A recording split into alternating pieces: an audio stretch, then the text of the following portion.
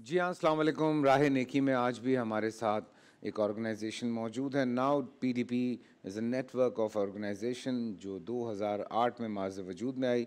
इनका मिशन है एम्पावरमेंट पहुँचाना उन लोगों तक जो डिसेबिलिटीज़ का शिकार हैं और उनको एजुकेशन देना, ट्रेनिंग देना और एम्प्लॉयमेंट की अपॉर्चुनिटीज़ उनको देना।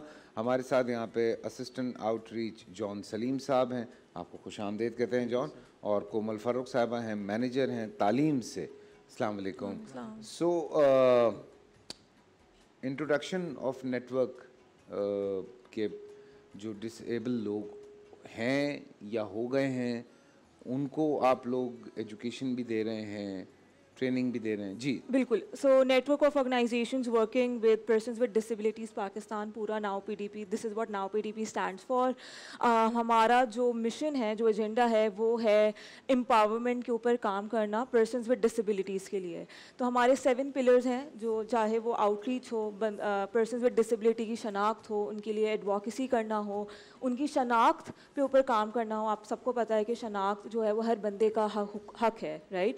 तो पर्सन विद डिसेबिलिटी का जो आइडेंटिफिकेशन प्रोसेस होता है वो बहुत लंबा होता है। तो नाउ पीडीपी के तहत हमारी जो मेजर इंटरवेंशंस हो रही होती हैं, हम पर्सन विद डिसेबिलिटीज़ को शनाख्त प्रोवाइड कर रहे होते हैं।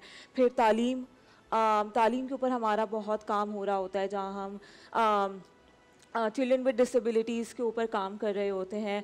और इंक्लूसिव एजुकेशन भी एक हमारा फोकस एरिया है। फिर हम मार्केट रेलेवेंट ट्रेड्स के ऊपर पर्सन्स विद डिसेबिलिटीज़ को हुनर फ्राहम करते हैं और फिर उन्हीं ट्रेड्स के ऊपर जॉब प्लेसमेंट्स करवाते हैं। और फिर उन्हीं को खुद मुख्तार करते हैं। तो हमारा एक पूरा साइकिल है, स्टार्टिंग फ्रॉम रहनुमाई to providing self employment opportunities to persons with disabilities.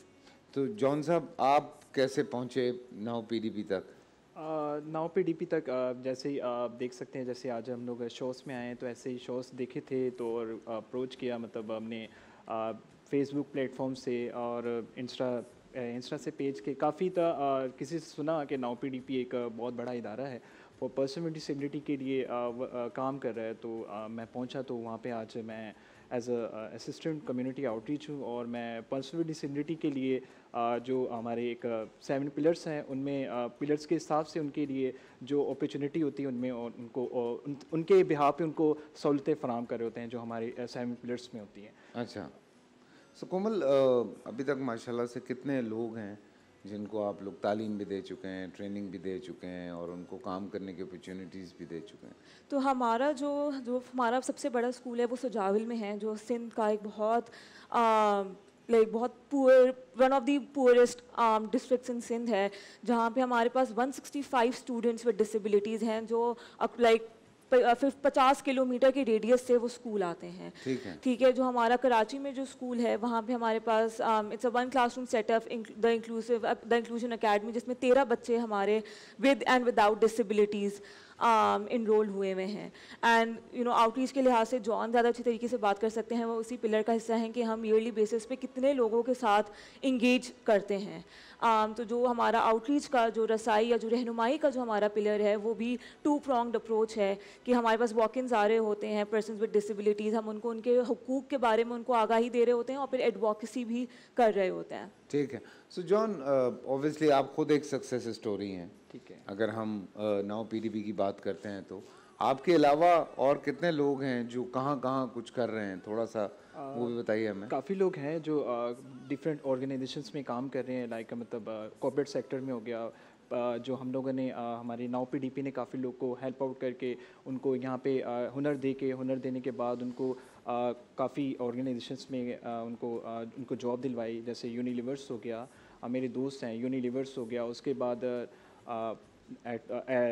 Atlas company में उनको काफ़ी लोग को जॉब पे लगवाया, और उसके बाद यूनिस टेक्सटाइल में, और उसके बाद काफ़ी ऑर्गेनाइजेशंस हैं जो कॉर्पोरेट सेक्टर्स के साथ हम उनके साथ मिल के फिर उसके बाद उनको जॉब के लिए प्रोवाइड कर रहे होते हैं। काफ़ी मतलब उनकी एजुकेशन के हिसाब से, जो उनकी एजुकेशन या उनकी ट्रेनिंग के हिसाब से मतलब उनको ट्रेनिंग करना, मतलब कंप्यूटर ऑपरेटिंग, लाइक कोई भी उनको ट्रेनिंग चाहिए, अगर उनके पास एजुकेशन नहीं भी है तो हमारी कोशिश ये होती है उन्हें कोई ना कोई स्किल दे ताकि उनके अर्निंग प्रोसेस जो है जारी और सारी रखे। क्या बात है। और इसीलिए हम देख लें नंबर भी चला रहे हैं बार बार ताकि आप कांटेक्ट कर सकें। बैंक की अकाउंट डिटेल्स भी हैं, IBN नंबर्स भी हैं।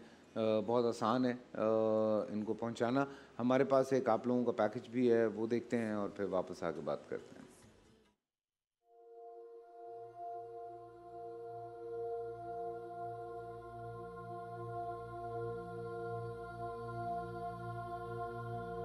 बस ये एक दुख था, काश मेरी बहन अपने मुंह से मेरा नाम कहती।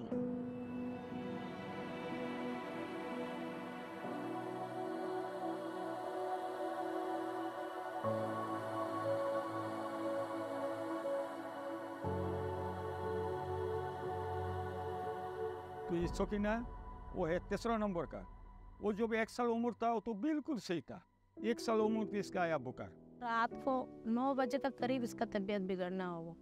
ये दोनों यहाँ से खून आना और पेट के जो नाली है ना, ये फट गया, तो मैं डर गया।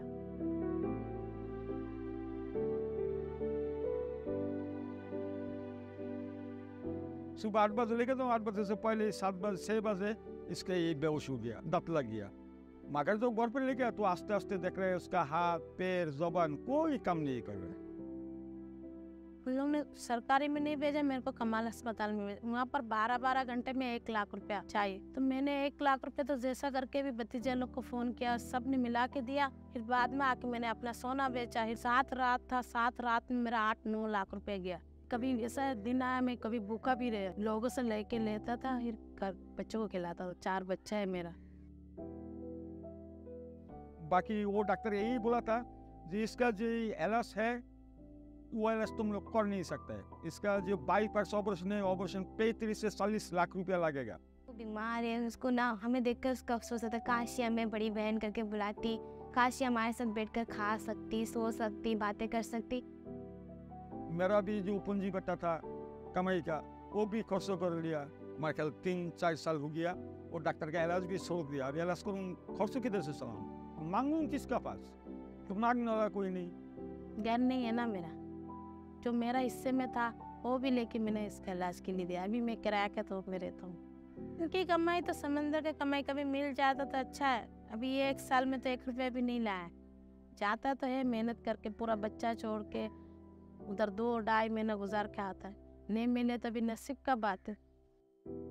मतलब वो जब हंसती है ना बहुत अच्छी लगती है। कुछ ज़्यादा खुश होती ना तो किसी को देखकर, जैसे दादा मेरे मामा अब्बू, उनको देख के काफ़ी खुश हो जाती है। पर हम अगर इसको कई दिन नया कपड़ा पहना ले तो बहुत ज़्यादा खुश हो जाती है। अभी मेरा कभी भी ब्लड प्रेशर नहीं बढ़ा। 1 साल हो गया ब्लड प्रेशर बढ़ता है। अगर मैं मर जाऊँ तो उसको कौन देखेगा? उसने में खो दे रहे इसका लिया सबसे कौन का टुकड़ा मेरा है। मैं इसका लिया इसका बुरा हाल जब देख रही है तो मैं खुद रोता है। मैं क्या करूँ?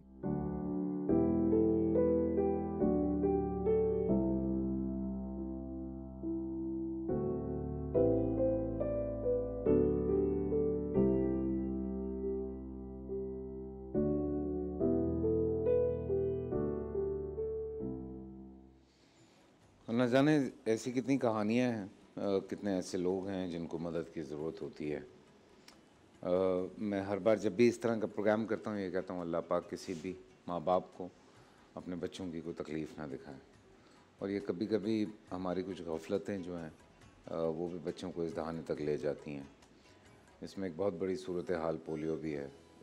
आई होप कि आप लोग उनको भी ट्रीट करते होंगे।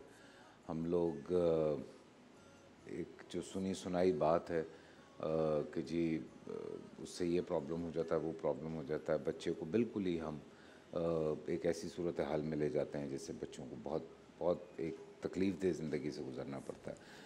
तो आप लोगों से दरख्वास्त है कि नाउ पीडीपी जो है उसको सपोर्ट कीजिए। ये बच्चे आपके सामने हैं जिनको इनकी आपकी मदद की ज़रूरत है और इसी तरह से मिलजुल के ही हम लोगों ने एक दूसरे के काम आना है। यही सूरत हाल है। आप कोई बात, obviously you guys have lot of stories, lot of things to tell, तो प्लीज़ उस हवाले से। मैं बस यही कहना चाहूँगी कि अभी हमने सकीना की कहानी देखी, बट ये एक कहानी नहीं है। ऐसी सोसाइटी में बहुत सी कहानियाँ हैं जो सामने नहीं आती because of various different reasons. हमारा जो मंसूबा है वो यही है कि हम ऐसे लोगों के लिए जो माजूर लोगों हैं उनकी शमूलियत पर काम करें। ऐसे लोग सामने आते ही नहीं हैं पब्लिक स्पेसेस में। हमने कितने लोग हम ऐसे पब्लिक स्पेसेस जाते हैं तो इस तरह के लोग हमारे सामने आते नहीं आते, क्योंकि हमारी सोसाइटी एक्सेसिबल ही नहीं है। ना इंफ्रास्ट्रक्चरल एक्सेसिबिलिटी है, ना कल्चरल एक्सेसिबिलिटी है। तो हमारा एज एन ऑर्गेनाइजेशन यही है कि हम एम्पावरमेंट के साथ साथ माजूर लोगों की शमूलियत पर भी काम करें, और वो सिर्फ एक ऑर्गेनाइजेशन अकेले नहीं कर सकती, वो कलेक्टिवली सबको साथ आना है और इस मैंडेट को आगे लेकर जाना है। बिल्कुल जी, सब ने मिलजुल के सारा कुछ करना है। जॉन आपके सामने मौजूद हैं इस तरह की और बहुत सारी मिसालें मौजूद हैं। एजुकेशन दी गई, ट्रेनिंग दी गई, एम्पावरमेंट दी गई, एम्प्लॉयमेंट के लिए जो है वो उनको एम्प्लॉयमेंट भी दी गई, क्योंकि जब बच्चा काम कर रहा होता है, लड़का या लड़की, तो ऑब्वियसली घर में एक बड़ी सपोर्ट मिलती है, क्योंकि एक टाइम होता है जब पेरेंट्स जानदार होते हैं, काम कर रहे होते हैं, तो वो संभाल लेते हैं फैमिली को। फिर एक टाइम आता है जब वो पेरेंट्स, क्योंकि देखें बड़े लोग तो जो बैठे हुए हैं वो अपनी बचत करके कुछ ना कुछ करके वो अपना सूरत हाल चला लेते हैं, उनको बच्चों की सपोर्ट की ज़रूरत नहीं होती। बट एक हमारे यहाँ सिस्टम है कि पहले जो पेरेंट्स हैं वो बच्चों को संभालते हैं, फिर बच्चे पेरेंट्स को संभालते हैं, फिर शादी करके अपनी फैमिली लेके चलनी होती है। तो एक पूरा साइकिल हमारे मुल्क का एक साइकिल बना हुआ है। तो जब इस तरह से बच्चों के साथ कुछ होता है तो ऑटोमेटिकली वो पूरा साइकिल ब्रेक हो जाता है, और जिस परेशानी से फिर पेरेंट्स गुज़रते हैं, बच्चे गुज़रते हैं, वो बड़ा पेनफुल है। थैंक यू सो मच, अल्लाह पाक आप लोगों को कामयाब करे।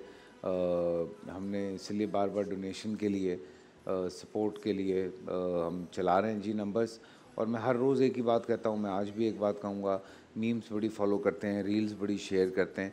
सो इस तरह की चीज़ें आप लोग शेयर करें, शायद किसी के दिल में कहीं ना कहीं ये ख्याल आ जाए कि अच्छा चलो मैं 100 रुपये भेज देता हूँ, मैं 1000 रुपये भेज देता हूँ, और जो जो आगे इसको भेजते जाएंगे आप एक जो एक सवाब है जिसमें आप शामिल होते जा रहे हैं, तो ये ज़रूर करें प्लीज़। ये मैं आप लोगों से हर रोज़ यही कह रहा हूँ। So please thank you ma'am, thank you John. छोटा सा ब्रेक से वापस आए।